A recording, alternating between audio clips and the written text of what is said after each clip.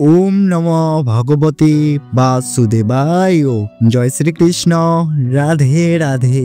শ্রীমদ্ ভগবদ গীতা। ওম নমঃ ধর্মায় মহতে নমঃ কৃষ্ণায় বৃদসি ব্রাহ্মণৈব নমস্কৃত্য ধর্মনবর্ষী সনাতনম নারায়ণ নমস্কৃত্যম নরং চৈব নরোত্তম দেবীং সরস্বতী চৈব তত জয় মুদীরত। একটা কথা প্রথমেই জেনে রাখুন, যেই জন কৃষ্ণ ভজে সেই বড় চতুর। অর্থাৎ যে ব্যক্তি ভগবান শ্রীকৃষ্ণের অমৃততুল্য ভগবত বাণী ও উক্তি মেনে চলেন বা ভগবত গীতার জ্ঞান রাখেন, সে ব্যক্তি জীবনে সকল দুঃখ কষ্ট জ্বালা যন্ত্রণা ও দুশ্চিন্তা থেকে খুব সহজেই নিজেকে দূরে রাখতে পারেন।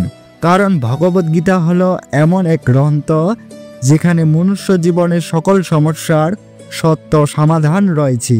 ভগবত গীতায় মোট 18টি অধ্যায় ও 700 শ্লোক আছে, যেটা যে কোনো মানুষের সম্পূর্ণ জীবন দর্শনকে পরিচালনা করে থাকে। তাই আজ আমি সেখান থেকেই বাছাইকৃত 51টি গুরুত্বপূর্ণ শ্লোক বা বাণী আপনাদের কাছে বর্ণনা করব। কথাগুলো মন দিয়ে শুনুন, আপনার জীবন অবশ্যই বদলে যাবে। 1 নম্বর শ্লোক। জীবন না তো ভবিষ্যতে আছে আর না তো অতীতে, জীবন তো কেবল এই মুহূর্তেই আছে। অর্থাৎ এই মুহূর্তেকেই, জীবনের এই বর্তমান সময়কে অনুভব করাকে জীবন বলে। যারা শুধুমাত্র ভবিষ্যতে বা অতীতের জীবন অনুসন্ধান করেন, তারা জীবনে কখনোই বেঁচে থাকার সুখ পায় না। 2 নম্বর শ্লোক। মানুষের উচ্চ আশা আকাঙ্ক্ষা ও লোভের যেখানে শেষ হয়, সেখান থেকে মানুষের শান্তির শুরু হয়। অর্থাৎ যেদিন আপনি আপনার উচ্চ আকাঙ্ক্ষা লোভ লালসা কামনা বাসনা থেকে নিজেকে মুক্ত রাখতে পারবেন, সেদিন থেকেই আপনি একজন সুখী মানুষ হতে পারবেন। 3 নম্বর শ্লোক। তুমি কার চোখে কেমন সেটা ভাবার বিষয় নয়, এটা জেনে রাখো, তুমি ভগবানের চোখে সুন্দর বলেই সে কিন্তু তোমাকে জগতে পাঠিয়েছেন এবং তুমি জীবিতও আছো।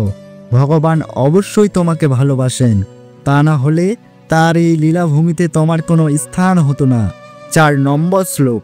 জীবনে চলার পথে তুমি অবশ্যই এই 4 জন ব্যক্তির থেকে দূরে থাকো, যারা তোমাকে ছোট করে, যারা তোমাকে মিথ্যা বলে, যারা তোমাকে ব্যবহার করে, আর অবশ্যই যারা তোমাকে অসম্মান করে। 5 নম্বর শ্লোক। মানুষের আত্মবিশ্বাসী সে মানুষের জয়ের কারণ।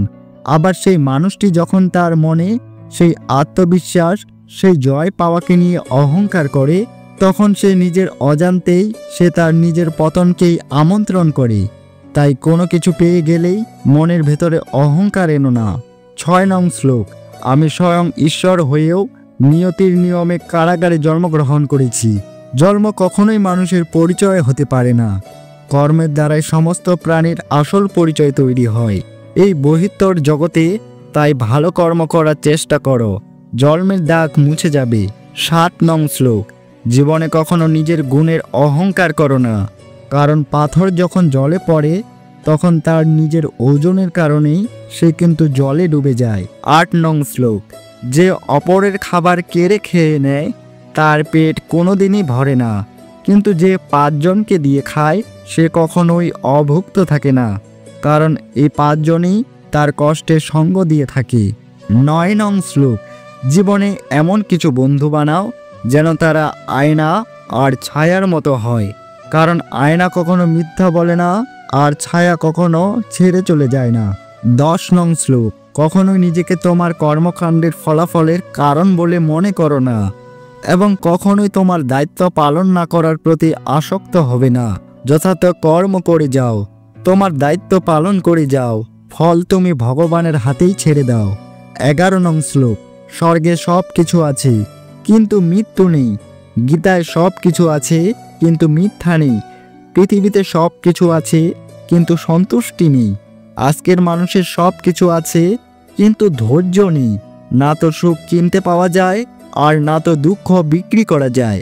তবুও মানুষ রোজগার করতে চলে যায়, কারণ কর্মই হলো ধর্ম। 12 নং শ্লোক। জীবনে অতি সৎ হতে নেই।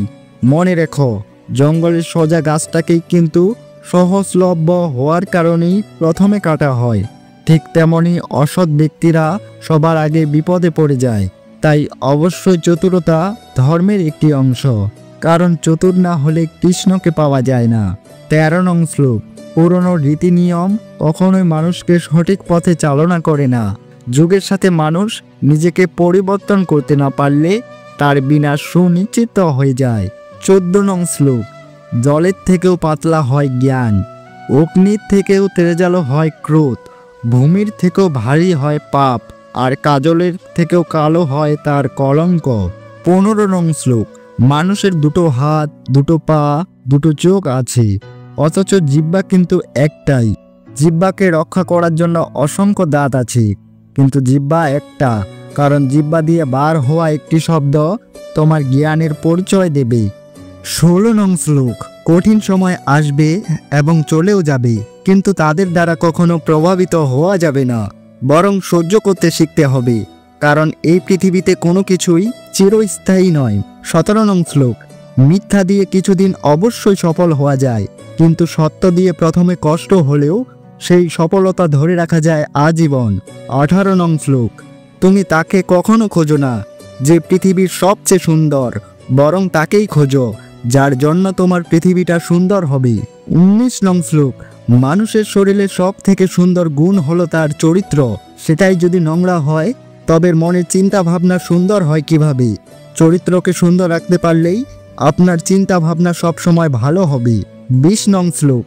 দেরিতে হবে, কিন্তু ঠিকই হবে, তুমি যা চাও তাই হবে। মনে রেখো, তোমার হয়তো সময়টা খারাপ যাচ্ছে, তোমার জীবনটা নয়। শুধু অপেক্ষা করো, সব কিছু ঠিক হয়ে যাবে। 21 নং শ্লোক। কারোর মুখোশ খুলে যাওয়ায় কষ্ট পেয়ে কখনো ভেঙে পড়ো না, বরঞ্চ তাদের বিশ্বাসঘাতক দৃষ্টি থেকে নিজেকে মুক্ত করতে পেরেছ বলে স্বস্তির নিঃশ্বাস ফেলাও, কারণ বিশ্বাসঘাতকের দৃষ্টি জীবনে বারবার অনিষ্টই বয়ে আনে যদি তাকে না চেনা যায়। 22 নং শ্লোক। যে ব্যক্তি কষ্ট পেয়েও প্রতিবাদ না করে চুপ থাকে, যে সে কিন্তু সব সময় দুর্বল, এটা মনে করো না। এটা তাদের বাবা মার ধৈর্য শিক্ষার পরিচয়, আর ধৈর্য হলো মানুষের একটি সর্বশ্রেষ্ঠ গুণ। 23 নং শ্লোক। কোনো জিনিসই অতিরিক্ত হওয়া ভালো নয়, কেবলমাত্র দুটো জিনিস ছাড়া, একটি হলো জ্ঞান আর অপরটি হচ্ছে ভদ্রতা। 24 নং শ্লোক। সকল কাজ আমাকে স্মরণ করে শুরু করতে হবে এমনটা নয়, প্রথমে চেষ্টা করো, অসফল হলে আমায় স্মরণ করো, আমি অবশ্যই তোমাকে পথ দেখাবো। 25 নং শ্লোক। কারোর উপরে রাগ করে থাকার অর্থ হচ্ছে নিজে বিষ খেয়ে অন্যের মৃত্যুর জন্য আশা করে থাকা, সর্বোপরি ক্ষতিটা কিন্তু তোমারই হবে।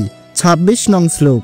বয়স্কদের সম্মান করো যখন তুমি যুবক, দুর্বলকে সম্মান করো যখন তুমি শক্তিশালী, আর ভুল বিষয়গুলোকে বুঝতে শেখো যখন তুমি সঠিক, কারণ একদিন তোমারও ভুল হবে, তুমিও বয়স্কর হবে, আর তুমিও দুর্বল হবে। 27 নং শ্লোক। সাহসী মানুষ দেখতে হলে যারা ক্ষমা করতে পারে তার দিকে দেখো, কারণ ক্ষমা করতে পারাটা তাদের বড় একটা সাহসের পরিচয়। 28 নং শ্লোক। ইন্দ্রিয় থেকে প্রাপ্ত আনন্দ প্রথমে অমৃতের মতো মনে হলেও শেষ পর্যন্ত এটি বিষের ন্যায় ক্ষতির কারণ হয়ে ওঠে, যা কেবল মানুষের জীবনকে পাপে পরিপূর্ণ করে তোলে। 29 নং শ্লোক। মানুষের কামনা বাসনাই হলো মানুষের প্রধান দুঃখের কারণ। 30 নং শ্লোক। মনের অস্থিরতার জন্য শান্তি, ভদ্রতা, নীরবতা, আত্মসংযম এবং পবিত্রতার শিক্ষা গ্রহণ করা অতি আবশ্যক।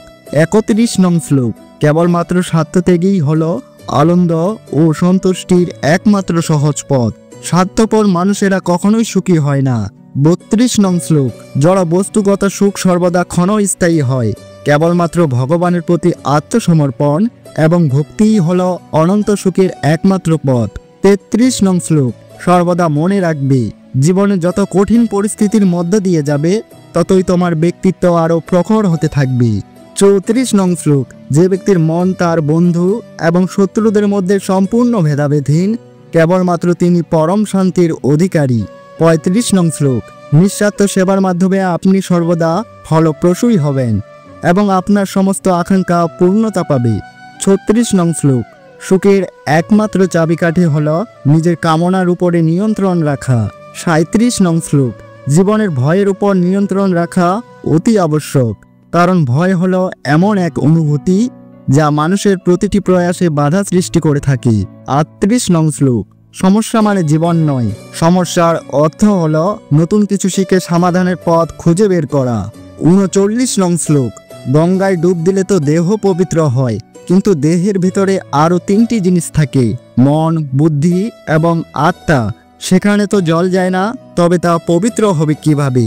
মন পবিত্র হয় একমাত্র সত্যের দ্বারা, বুদ্ধি পবিত্র হয় জ্ঞানের দ্বারা, আর আত্মা পবিত্র হয় পূজা, ধ্যান, অর্চনা, কীর্তন এগুলোর দ্বারা। ৪০ নং শ্লোক। ৩টি জিনিস ফিরে আসে না, সময়, কথা এবং সুযোগ। 3টি জিনিস কখনোই হারানো ঠিক নয়, শান্তি, আশা ও সততা। 3টি জিনিসের পতন হয়, অহংকার, মিথ্যা এবং হিংসা। আবার 3টি জিনিস খুবই দামি, ভালোবাসা, আত্মবিশ্বাস ও বন্ধুত্ব। ৪১ নং শ্লোক। একটা ভালো মন বদলে দিতে পারে একটা খারাপ জীবনকে, আর একটা খারাপ মন নষ্ট করে দিতে পারে একটা সুন্দর জীবনকে। তাই সুন্দর মানুষ নয়, সুন্দর মনকে খোঁজো। ৪২ নং শ্লোক। মানুষ জীবনে 6 বার হেরে যায়, 1 টাকার কাছে, 2 ভালোবাসার কাছে, 3 সময়ের কাছে, 4 বিবেকের কাছে, 5 বন্ধুত্বের কাছে এবং 6 মৃত্যুর কাছে। ৪৩ নং শ্লোক। পুরুষ নিজেকে যতই মহান ভাবুক না কেন, তার জন্ম কোনো না কোনো নারীর গর্ভেই হয়েছে, আর নারী নিজেকে যতই আধুনিকতা করে তুলুক না কেন, তার পূর্ণতা কোনো পুরুষই দিয়েছে। ৪৪ নং শ্লোক।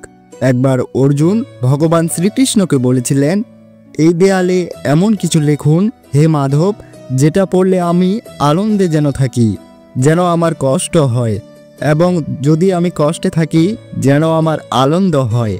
আর ভগবান শ্রীকৃষ্ণ লিখলেন, এই সময়টাও একদিন পেরিয়ে যাবে। ৪৫ নং শ্লোক। নরকের 3টি দরজা বা প্রবেশদ্বারের নাম কি জানেন? লোভ, ক্রোধ এবং কামনা। ৪৬ নং শ্লোক। আমি বিধাতা হয়েও বিধির বিধান বদলাতে পারিনি। আমাকে চেয়েছিল রাধা ও মীরা, আর আমি হয়েছিলাম রুক্মিণীর। ৪৭ নং শ্লোক। পৃথিবীতে কেউই পরিপূর্ণ নয়। কোকিলকে কণ্ঠ দিয়েছে, কিন্তু তার রূপ কেড়ে নিয়েছে। রূপ পেল ময়ূর, কিন্তু তার ইচ্ছা কেড়ে নিয়েছে। ইচ্ছা দিল মানুষকে, কিন্তু তার সন্তুষ্টিকে কেড়ে নিয়েছে। সন্তুষ্টি দিল সাধুকে, কিন্তু তার সংসার কেড়ে নিয়েছে। তাই হারানো নিয়ে কখনো আফসোস করো না। আর ৪০ নং শ্লোক। নিজের ধর্ম রক্ষা করতে গিয়েও যদি মৃত্যুও হয় তাও মঙ্গলজনক, কিন্তু অন্যের ধর্মের অনুষ্ঠান করা হলো বিপজ্জনক। ৪৯ নং শ্লোক। যখন সংসারে দেখার মতো আর কিছুই থাকে না, তখন মানুষ ভগবানের দিকে তার দৃষ্টি নিক্ষেপ করে, আর এটাই হলো মনুষ্য জীবনের শেষ মূর্খতা তার জীবন দশায়। ৫০ নং শ্লোক। এই সংসারে আজকে যা তোমার, কালকে সেটা অন্য কারোর ছিল, পরশু সেটা আবার অন্য কারোর হয়ে যাবে। তুমি এই সংসারে খালি হাতেই এসেছিলে, আর তোমাকে এখান থেকে খালি হাতেই ফিরে যেতে হবে। ৫১ নং শ্লোক। মায়া একমাত্র বিনাশের কারণ। যে যত বেশি মায়া করবে সে তত বেশি কষ্ট ভোগ করবে, তাই সেটা বস্তু হোক বা কোনো ব্যক্তিই হোক না কেন। শ্রোতা বন্ধুরা, শ্রীমদ্ ভগবদ্ গীতার শ্লোকগুলো শুনে যদি আপনাদের ভালো লেগে থাকে, তাহলে ভিডিওটি সবার সাথে শেয়ার করুন, যাতে করে এই সংসারের উপস্থিত সকল আত্মা নিজের বাস্তবিকতাকে অনুধাবন করে পরমাত্মাকে লাভ করার প্রচেষ্টায় লিপ্ত হয়ে পড়ে এবং জন্ম ও মৃত্যুর চক্র থেকে মুক্তি লাভ করে ভগবানের কাছে থাকার আনন্দ লাভ করতে পারে। বন্ধুরা, যদি ভিডিওটি আপনাদের ভালো লেগে থাকে তাহলে অবশ্যই একটি লাইক করতে ভুলবেন না এবং কমেন্ট সেকশনে জয় শ্রীকৃষ্ণ লিখে যেতে ভুলবেন না। সকলে ভালো থাকুন, সুস্থ থাকুন। আজ এ পর্যন্তই। পরম করুণাময় ভগবান আপনার মঙ্গল করুক। জয় শ্রীকৃষ্ণ। রাধে রাধে।